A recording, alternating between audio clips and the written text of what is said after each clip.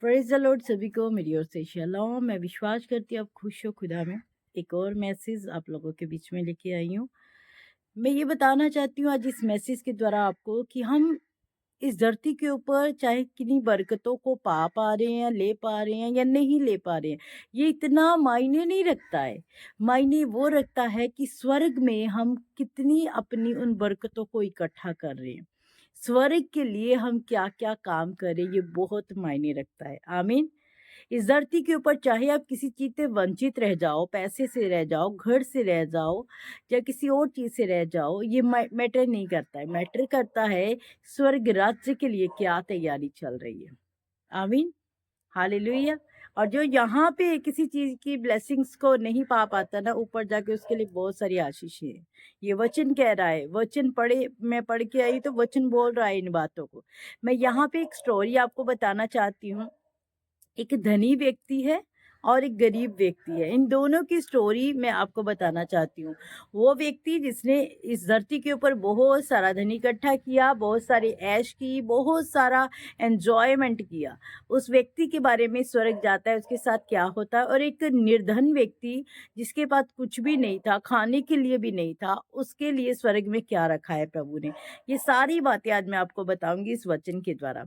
तो चलिए चलते हैं वचन में। परमेश्वर का कलाम क्या कहता है। लूका की अंजील उसका 16 अध्याय उसकी 19 आयत में लिखा है। अगर आप इसकी हेडिंग में पढ़ती हूँ, आप लोगों के लिए हेडिंग है धनी मनुष्य और निर्धन लाजर। इन दोनों की स्टोरी आज मैं बताने वाली हूँ कि अमीर व्यक्ति और गरीब व्यक्ति में धरती के ऊपर अगर किसी गरीब को जानो चाहे ना जानो, पर परमेश्वर ऊपर स्वर्ग में उसके लिए बहुत कुछ इकट्ठा करके रखे हुए हैं। आमीन।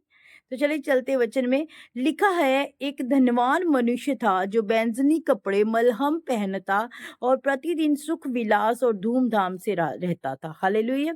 यहाँ पे सबसे पहले बात कर रहे हैं कि धनवान मनुष्य की, जो बहुत अच्छे कपड़े पहनता था, बहुत बहुत अच्छा खाता पीता था, बहुत अच्छा धनी था, बहुत अपने रुतबे में था पूरा वो। और लिखा है लाजर नाम का एक कंगाल घावों से भरा हुआ उसकी डेवड़ी पर छोड़ दिया जाता था। और दूसरी तरफ एक व्यक्ति था जो बहुत गरीब था, जो लाजर था, जिसके शरीर के ऊपर घाव भी घाव थे। वो बहुत इतना गरीब था कि उसके पास अपने खाने के लिए भी कुछ नहीं था।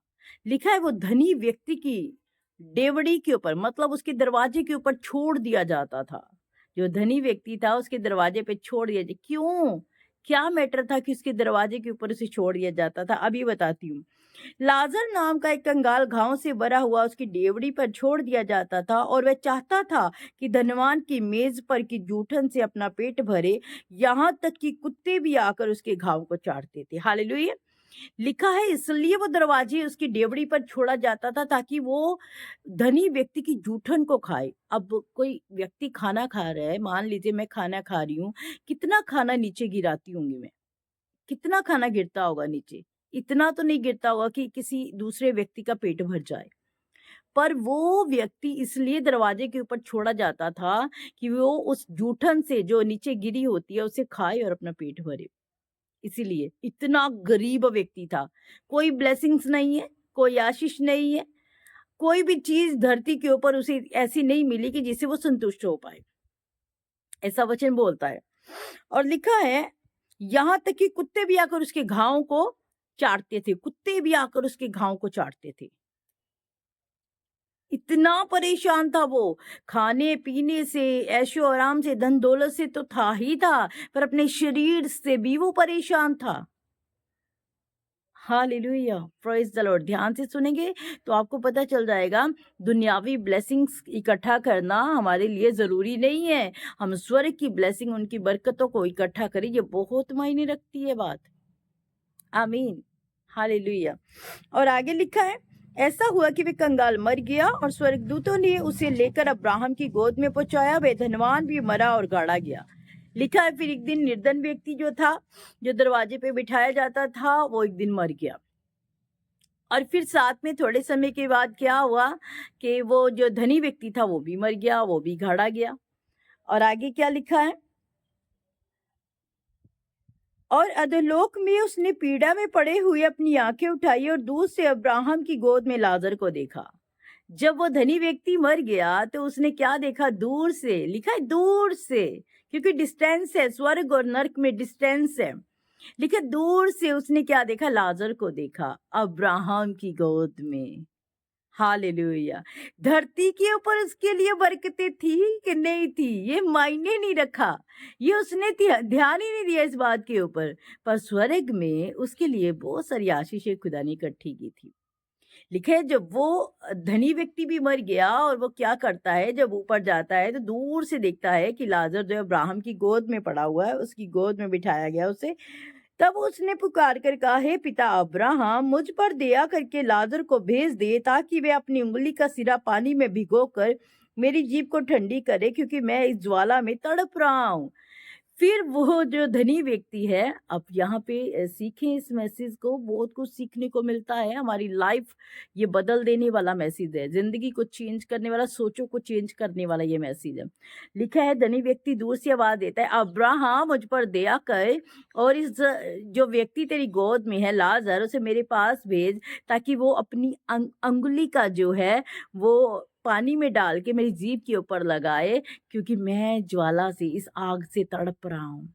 नरक में क्या है? नरक में आग ही आग है, वहां पे आग ही आग है, वहां पे संतुष्टि नहीं मिलेगी, क्योंकि संतुष्टि सारी धनी व्यक्ति ने धरती के ऊपर पा ली, आशीष सारी उसने धरती के ऊपर पा ली, उसे किसी चीज की घटी नहीं सी इस धरती के ऊपर, पर उसने आशीषें केवल इस धरती के लिए इकट्ठी की।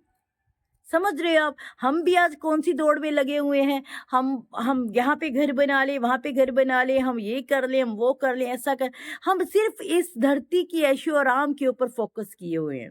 ध्यान हटाएं थोड़ा सा अपना, आप अपना ध्यान हटाएं थोड़ा सा अपने स्वर्ग के लिए, उस स्वर्ग के लिए, उस असली घर के लिए, ओरिजिनल घर के लिए तैयारी करना शुरू करें। कितनी तैयारी है आपकी? कितनी तैयारी है आपकी कि आप जाके परमेश्वर के साथ आप वहां पे उसकी साथ वाली चेयर पे बैठ जाएं? कितनी तैयारी कर रहे हैं हम लोग? अब ये ध्यान दें, इस बात के ऊपर फोकस करें। जो धरती के ऊपर अच्छी चीजों को देख लेता है वो ऊपर जाके नहीं देख पाता है। जरूरी नहीं है कि आप यहाँ पे जो लोग बड़ा अच्छा खाते हैं, पीते हैं, बहुत अच्छा करते हैं, पर मैं आपको बता दूं परमेश्वर का वचन कहता है एक जो मनुष्य है वो दो स्वामियों की सेवा नहीं कर सकता है।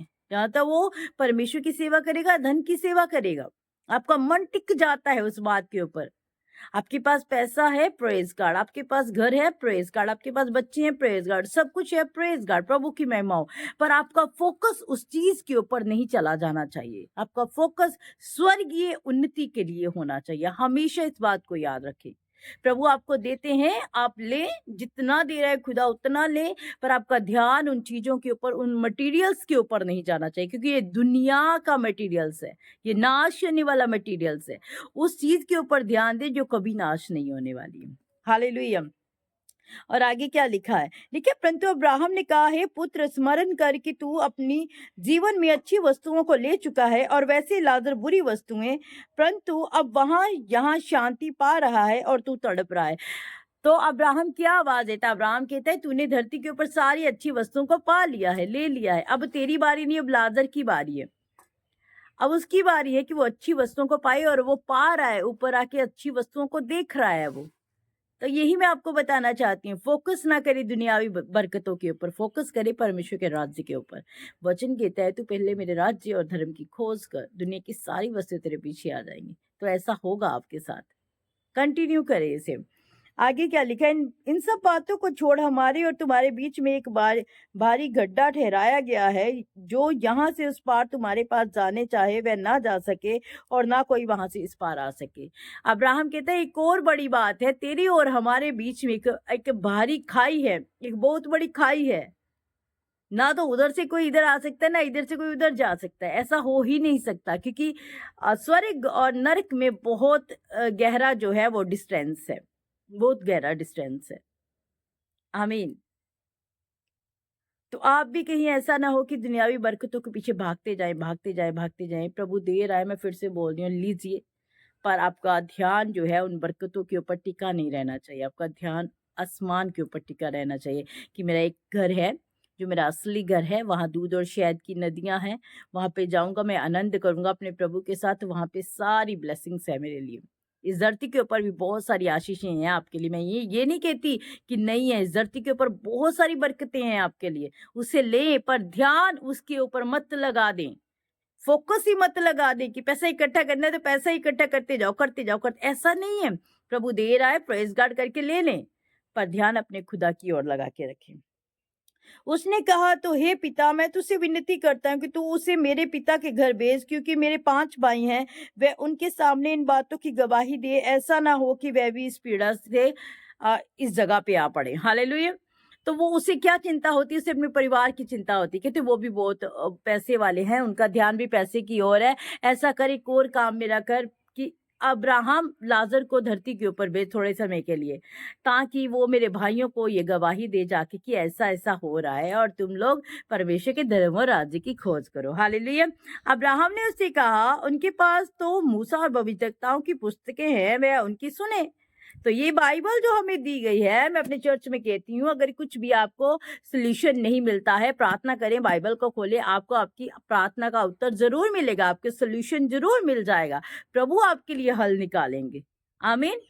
तो लिखा, उसने कहा, नहीं हे पिता अब्राहम, पर यदि कोई मरे हुए में से उनके पास जाए तो वह मन फिराएंगे। उसने उससे कहा, जब वे मूसा और भविष्यद्वक्ताओं की नहीं सुनते, तो यदि मरे हुए में से कोई भी जी उठे तो भी उसकी नहीं मानेंगे। हालेलुया। फिर पछताने का कोई फायदा नहीं है, जब हाथ से टाइम निकल जाएगा। आपको अलर्ट किया जा रहा है इस मैसेज के द्वारा कि अपने आप को अब पहचाने, अपने आप को देखें, परमेश्वर ने किस कार्य के लिए मुझे और आपको चुना है और आप क्या कार्य करें, मैं क्या काम कर रही हूँ, ये बहुत ध्यान देने वाली बात है। फिर पछताना, जब मर ही गई तो फिर पछताना क्या। प्रभु का वचन कहता है, तू बच, तेरा घराना बचाया जाएगा। इसलिए हमें धरती के ऊपर रह के बचना है, यहीं पे बचना है। यहीं पे बचेंगे तो यहीं पे अपने घरानों को बचाएंगे, और जब यीशु आएंगे तो हम आराम से यीशु के साथ रथों पे बैठ के स्वर्ग में चले जाएंगे। आमीन। हालेलुया। सो मेरा इस मैसेज को देने का मकसद यही था, दुनियावी चीजों से अपने मन को हटाएं, दुनियावी बरकतों से अपने मन को हटाएं। परमेश्वर बहुत देते हैं अपने लोगों के लिए, क्योंकि उसके घर में किसी चीज की घटी नहीं है, वो बहुत देते हैं और देंगे भी आपको बहुत ज्यादा आगे। पर उन बातों के ऊपर, उन चीजों के ऊपर अपना ध्यान मत रखें।